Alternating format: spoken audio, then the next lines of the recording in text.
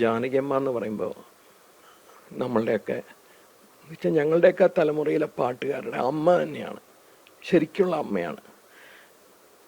ഒരമ്മയെന്ന് കിട്ടിയ സ്നേഹത്തിനേക്കാളും കൂടുതൽ സ്നേഹം നമുക്കൊക്കെ തന്നിട്ടുള്ളതാണ്. ഞങ്ങളുടെ തലമുറയിലെ ആ ഗായകർക്ക് അത് അനുഭവിക്കാൻ പറ്റിയിട്ടുള്ളതാണ്. എൻ്റെ വ്യക്തിപരമായിട്ടുള്ള കാര്യം പറയുകയാണെങ്കിൽ നമ്മൾ കുട്ടിക്കാലം മുതൽക്ക് ജാനകിയമ്മയുടെ പാട്ടുകളൊക്കെ കേട്ടാണ് വളർന്നത്. ദാസേട്ടൻ്റെയും ജയേട്ടൻ്റെയും സുശീലാമ്മയുടെയും ജാനകി അമ്മയുടെയും അങ്ങനത്തെ വലിയ വലിയ ഗായകരുടെയൊക്കെ കേട്ടിട്ടാണ് നമ്മൾ വളർന്നത്. പിന്നീട് സിനിമാ രംഗത്ത് വന്നപ്പോൾ എനിക്കൊരു ഭാഗ്യം കിട്ടിയത്, ഞാൻ ആദ്യം പാടിയ മലയാള സിനിമയിലും ഈണ എന്നുള്ള സിനിമയിൽ ഗാനഗന്ധർവൻ്റെയും ജാനകിയമ്മയുടെയും കൂടെ ഒരു പാട്ട് ആദ്യത്തെ സിനിമയിൽ തന്നെ, അതെനിക്ക് മറക്കാൻ പറ്റില്ല ഇപ്പോഴും. ദാസേട്ടൻ ഈ മൈക്കിൽ, ജാനകിയമ്മ ഇങ്ങനെ ഒരു മൈക്കിൽ, നടുവിലൊരു മൈക്കിൽ, ഞാൻ നിന്നിട്ട് ഈ പുതിയ പാട്ടുകാരനായിട്ടുള്ള ഞാൻ ഈ രണ്ട് വലിയ സിംഹങ്ങളുടെ നടുവിൽ നിന്ന് പാടുന്നതിൻ്റെ ആ ഒരു ടെൻഷൻ എന്നെ അറിയിക്കാതിരിക്കാൻ വേണ്ടി ജാനകിയമ്മയും ദാസേട്ടനും അന്ന് നൽകിയ ആ ഒരു പ്രോത്സാഹനമൊന്നും മറക്കാൻ പറ്റില്ല. തമിഴിലും അതെ, ഇളയരാജ സാറിൻ്റെ കോഴിക്കൂത് എന്നുള്ള സിനിമയിലെ ഏതോ മോഹം എന്നുള്ള പാട്ട് ആണ് എൻ്റെ ആദ്യത്തെ പാട്ട്. അതും ജാനകിയമ്മയുടെ കൂടെയാണ്. പിന്നീട് നിരവധി ഗാനങ്ങൾ ജാനകിയമ്മയുടെ കൂടെയുള്ള ഡുവറ്റ്സ് പാടാനുള്ള ഭാഗ്യം കിട്ടിയിട്ടുണ്ട്. പറയുന്നത് എന്താണെന്ന് വെച്ചാൽ, ഒരു സിംഗർ എന്നുള്ള നിലയ്ക്ക് ഞാൻ ജാനകിയമ്മയെ പറ്റിയിട്ട് ഒന്നും നിങ്ങളുടെ അടുത്തൊന്നും പറഞ്ഞു തരേണ്ട കാര്യമില്ല.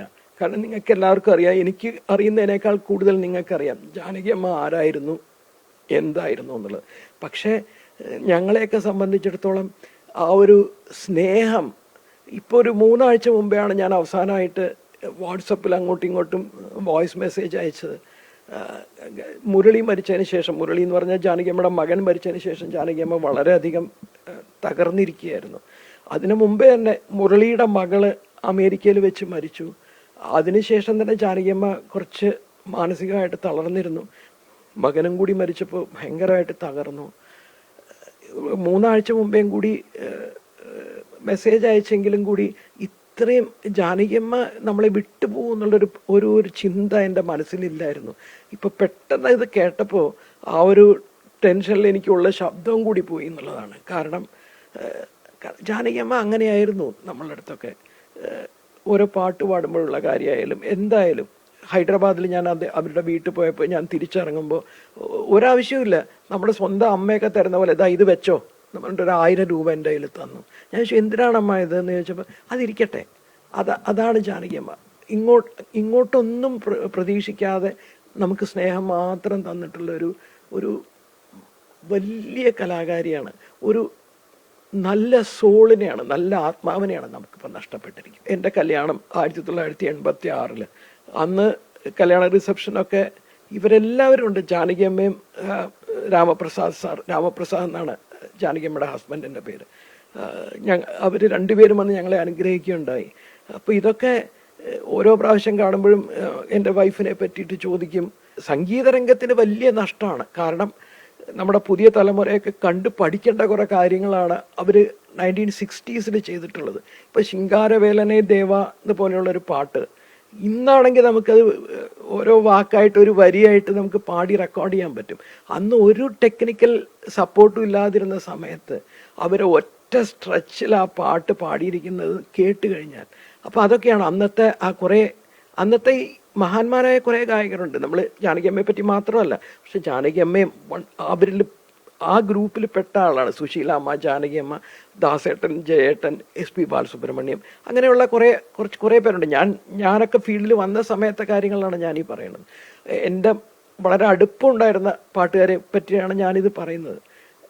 അപ്പോൾ ജാനകിയമ്മയെ പോലെയുള്ള ആ ഒരു ഗായിക അവരെങ്ങനെയാണെന്ന് അതായത് എങ്ങനെ പാടി എന്ന് ചോദിച്ചു കഴിഞ്ഞാൽ നമുക്ക് ആർക്കും അറിയില്ല. അതൊക്കെ അവിടെ അവിടുന്ന് ഇങ്ങോട്ട് സ്വർഗത്തിൽ നിന്ന് നേരെ ഇറങ്ങി വന്നിട്ട്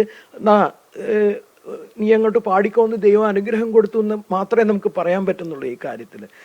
അവരുടെ കന്നഡത്തിലെ ഏറ്റവും പ്രശസ്തമായ ഒരു ഗാനം എൽ സുബ്രഹ്മണ്യത്തിൻ്റെ മ്യൂസിക്കിലുള്ള ശിവനെ പറ്റിയിട്ടുള്ളൊരു പാട്ട്, അതൊക്കെ അവർ പുല്ലുപോലെ പാടിയിരിക്കുകയാണ്.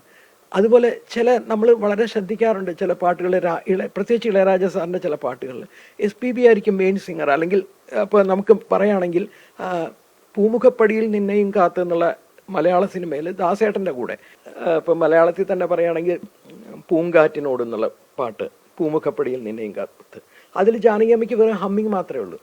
തമിഴിൽ പല പാട്ടുകളും ഉണ്ട് അങ്ങനെ. ജാനകിയമ്മയ്ക്ക് ഹമ്മിങ് മാത്രം. നമ്മൾ വിചാരിക്കുന്നത് എന്തിനാണ് ഈ ജാനകിയമ്മയെ പോലെയുള്ള ഇത്രയും സീനിയർ ആയിട്ടുള്ള ഒരു ആർട്ടിസ്റ്റ് ഇത്രയും ചെറിയൊരു ഹമ്മിങ് മാത്രം പാടാനായിട്ട്. പക്ഷെ ആ ഹമ്മിങ്ങുകൾ ശ്രദ്ധിച്ചാൽ നമുക്കറിയാം അത് ജാനകിയമ്മയ്ക്കേ പാടാൻ പറ്റുള്ളൂ. അങ്ങനെയുള്ള കുറേ പാട്ടുകളുണ്ട്. മെയിൻ സോങ്സ് അല്ല അത്. മെയിൻ സോങ് വേറെ വല്ലവരുമായിരിക്കും പാടിയിരിക്കുന്നത്. ഇതൊക്കെ നമ്മൾ അധികം നോട്ട് ചെയ്യാത്ത കാര്യങ്ങളാണ് ഞാൻ ഈ പറഞ്ഞത്. അപ്പം ജാനകിയമ്മയെ പോലെയുള്ള ഒരു അസാധാരണ വ്യക്തിത്വം, ഒരമ്മ, ഞങ്ങളുടെയൊക്കെ അമ്മ ജാനകിയമ്മ, ഇത്രയും നല്ലൊരു സോൾ, ഇത്രയും നല്ലൊരു ആത്മാവ് നമ്മളെ വിട്ടുപോയിരിക്കുകയാണിപ്പോൾ. ഒന്നും പറയാനില്ല. എനിക്കൊക്കെ ജനിച്ച പോലെ കേട്ട ശബ്ദങ്ങളിൽ പലരും നമ്മളെ അടുത്ത കാലത്തായിട്ട് വിട്ടുപോയി. SPB പോയി, ജയേട്ടൻ പോയി, ജയചന്ദ്രൻ ചേട്ടൻ പോയി, വാണി ജയറാം പോയി, ഇതായിപ്പോൾ ജാനകിയമ്മയും പോയിരിക്കുന്നു. ഞങ്ങളുടെയൊക്കെ ജീവിതത്തിന് ഒരു അർത്ഥമില്ലാത്ത പോലെ തോന്നുകയാണ്. അവരുടെ പാട്ട് നമ്മുടെ കൂടെയുണ്ട്, ജീവിതം കാലം മുഴുവനുണ്ട്. നമ്മൾ ഈ ലോകം വിട്ടു പോകുന്നവർ അവരുടെ പാട്ടുകൾ ഇവിടെ നിലനിൽക്കും, അതിനുശേഷവും നിലനിൽക്കും. എന്നാലും ആ ഒരു ദേഹവിയോഗത്തിന് നമുക്കൊന്നും ചെയ്യാൻ പറ്റുന്നില്ല. ആത്മാവ് സ്വസ്ഥമായിരിക്കട്ടെ എന്ന് മാത്രമേ എനിക്ക് ഈ സമയത്ത് പ്രാർത്ഥിക്കാനുള്ളൂ.